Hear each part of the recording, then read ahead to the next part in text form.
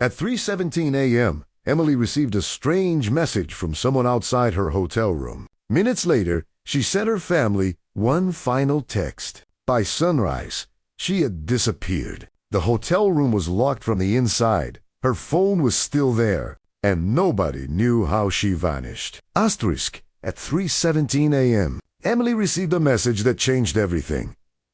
Someone was standing outside her hotel room. At first, she thought it was a mistake. Maybe it was another guest. Maybe someone had the wrong room. But something about that moment made her feel afraid.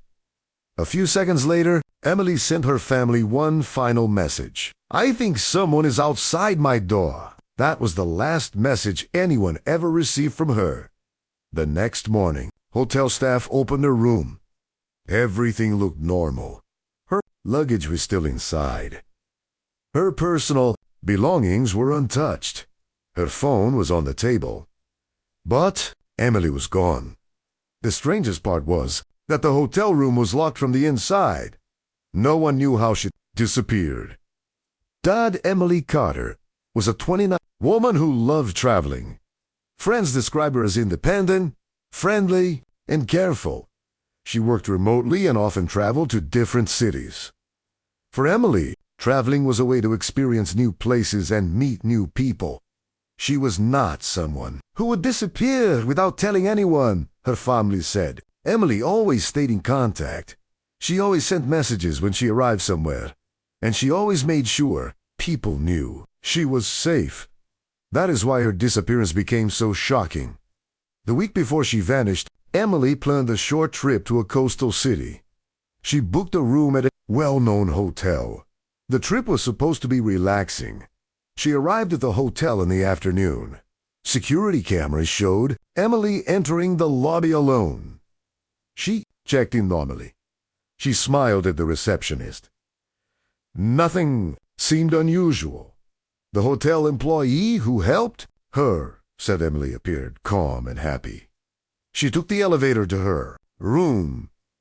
That was the last confirmed moment anyone saw her. Later that evening, Emily called her family. They talked for several minutes. She told them about the hotel and her plans for the next day. Everything sounded normal, but later that night, something changed. At around 3 a.m., hotel security cameras recorded movement in the hallway near Emily's room. A person was seen walking slowly past her door. The image quality was unclear. The person's identity could not be confirmed. A few minutes later, Emily's phone became active. She opened the messaging app. Then she sent the message, "I think someone is outside my door."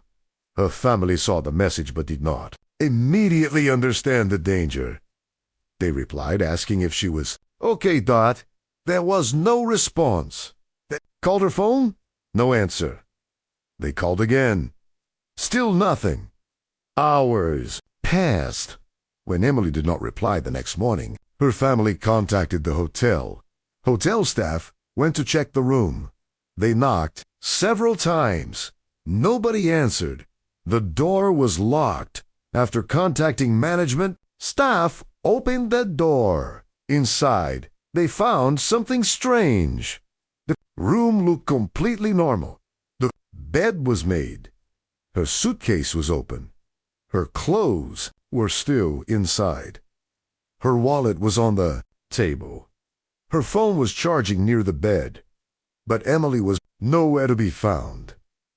Police arrived shortly after. The first question was simple. How could someone disappear from a locked hotel room? Investigators examined every detail.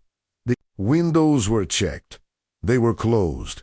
The balcony was empty. There were no signs of forced entry. No evidence of a struggle. No signs that Emily had left voluntarily. Detectives began reviewing hotel security footage. They watched hours of recordings. They studied every person who entered the hallway. They discovered something unusual. A person appeared near Emily's room shortly before she disappeared. Person was wearing dark clothing. Their face was hidden from the camera. Investigators tried to identify them, but the footage was not clear enough. The hotel staff were questioned. Guests were interviewed. Everyone claimed they knew nothing. The investigation became more complicated when police discovered that Emily had searched something unusual on her phone earlier that evening. She had searched how to know if someone is following you. Investigators wanted to know why she searched that. Was she already afraid? Did she notice something before the final message, or was it just a coincidence? Weeks passed. The investigation continued. Police searched nearby areas. They checked transportation records. They followed hundreds of possible leads. But Emily seemed to disappear without leaving any trace. Then investigators found another strange detail at the hotel room.